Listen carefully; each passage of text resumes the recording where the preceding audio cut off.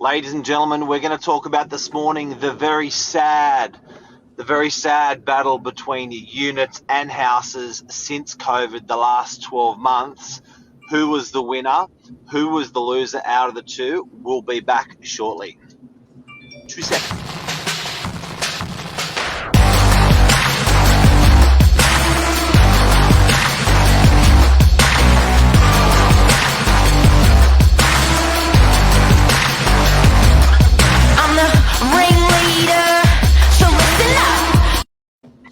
Good morning, everyone. Welcome to Morning Minutes, episode 372, the battle of house growth or lack of growth, houses versus units. A lot of people, I think forever, have always said, should I buy a unit? Should I buy a house?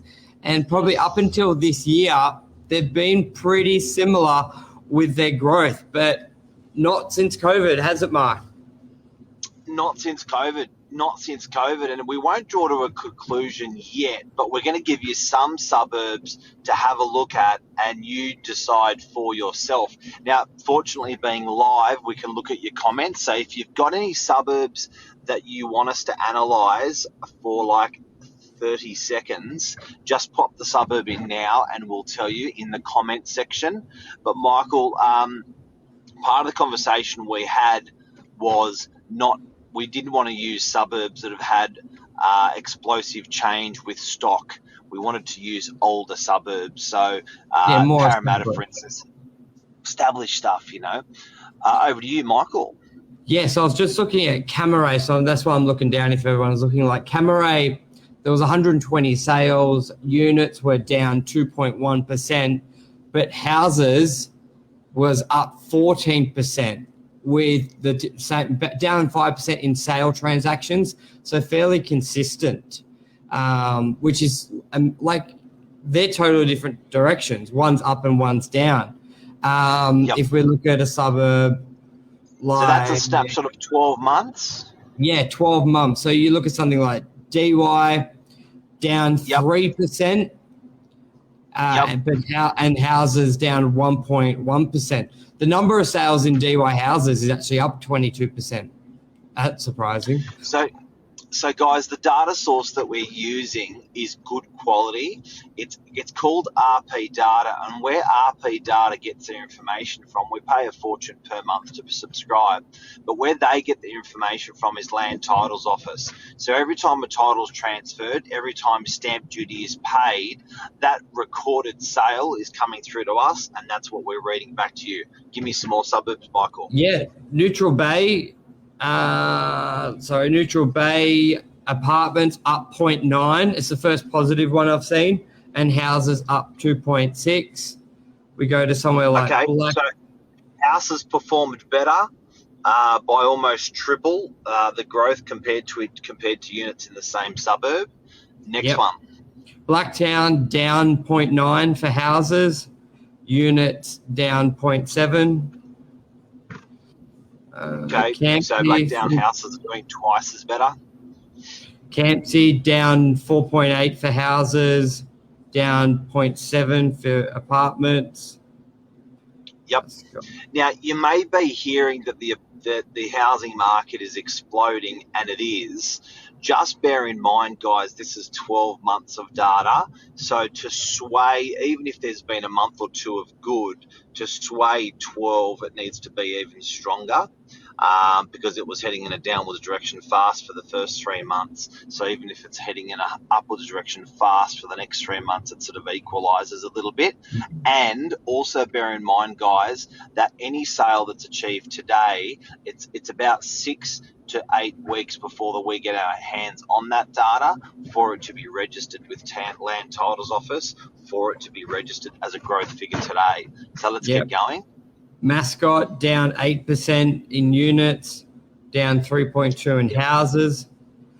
So houses are done twice as better. Yep. I liked Monavale. Monavale houses up 16%, units up 5.7. Bondi. Yeah, that's huge. Bondi houses up 10%, but units down 3%. It's very interesting. Yep. Mossman. You've also got medium rent sitting in behind houses and behind, but there's no recorded growth or decline on that, is there? Well, if you look at Mossman, houses up 16%, apartments down nearly 4%, rental yields down 7%. Okay. Where's another one? What have we got here? Newtown. Yeah, I love that suburb. Houses down 5.7, apartments down 0.7, rental yields down 11%. So, guys, there's a pattern here. There's a pattern. Take note. The pattern is that in the last 12 months, houses are outstripping units with capital growth, yeah? Yep. Kensington units down. Kensington down nearly 8%, apartments, 6% houses, rental yields down 7.6. So, sorry, houses in Kensington are down 6%? Yep, and apartments down 8. Again, the houses is performing better. Kogarah, let's have a Kogarah. Houses down 5%, apartments down 2.7, not bad. Rental yield down nearly 12%. Bexley. Interesting. So the only places that actually have growth are houses. Like there hasn't really been any unit market that's gone up 5%, 10%, 15%, but there's been a couple house markets. And generally when they've both gone down, units have gone down more. Ashfield, morning, Amel. Ashfield. Yeah, Ashfield's a good established suburb. Houses up 1.1%, units down 1%, rental yields down 15%. Crazy. Marrickville will be a good one.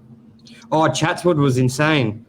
Chatswood down 2.9% for houses and down 17% for apartments. You would think if you're going to look to buy an apartment, you would look in Chatswood.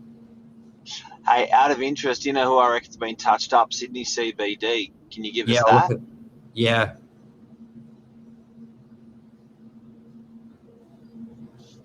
Sydney, houses down 20%, apartments down 15%, rental yields down 15%.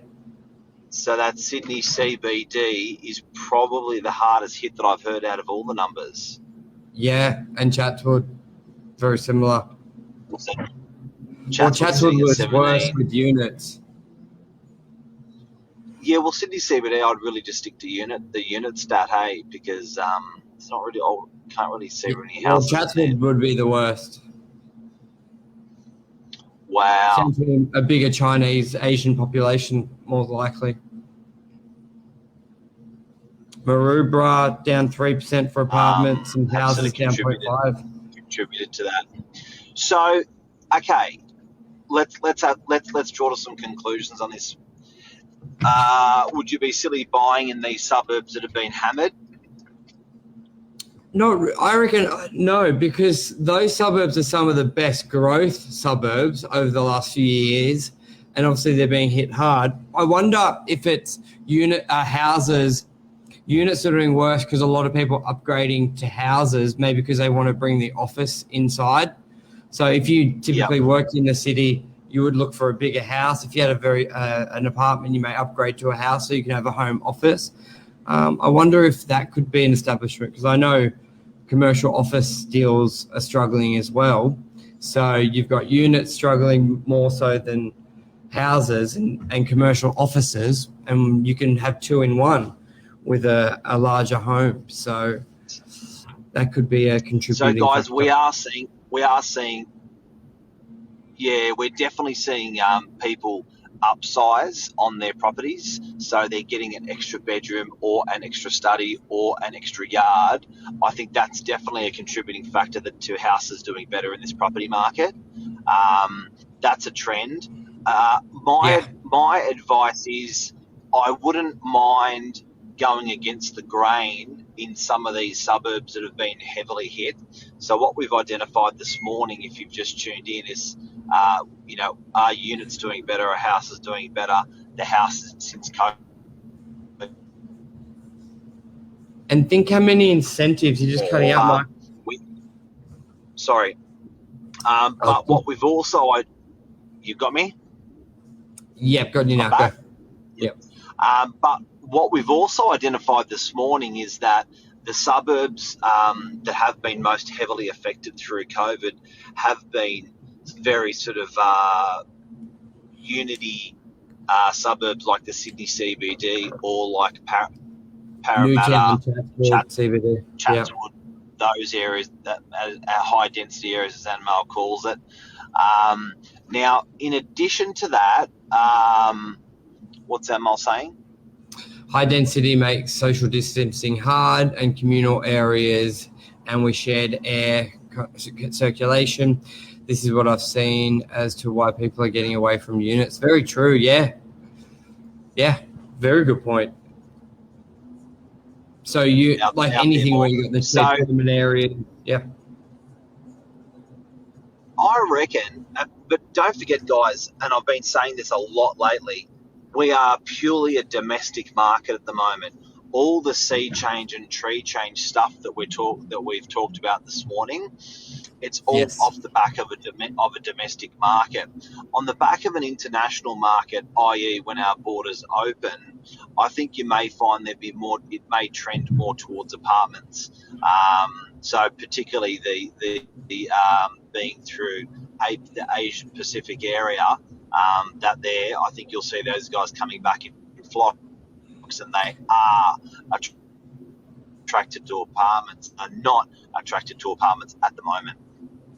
And also think how many unit incentives there are with first home buyers, and it's still negative. Yeah, that's right.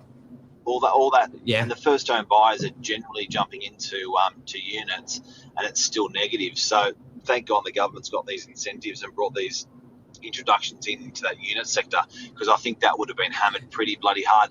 The problem with the unit sector being hammered hard is it doesn't kick on. So the cats that are selling the units are buying the houses. So the government very cleverly has stimulated that entry market, which is that unit market, which is then kicked along to this housing market. Yeah. And that's a conclusion. That's a conclusion. Thanks everyone for watching. Thanks, Jeff. Thanks, Admiral. Units have done worse than houses through COVID. And I do think if it would be better to get into a unit maybe as an investment these days while it's running at an all-time low. Yeah, then you got land tax, Michael. Yeah, buy the dip, as they say. Thanks, everyone. Buy low, sell high.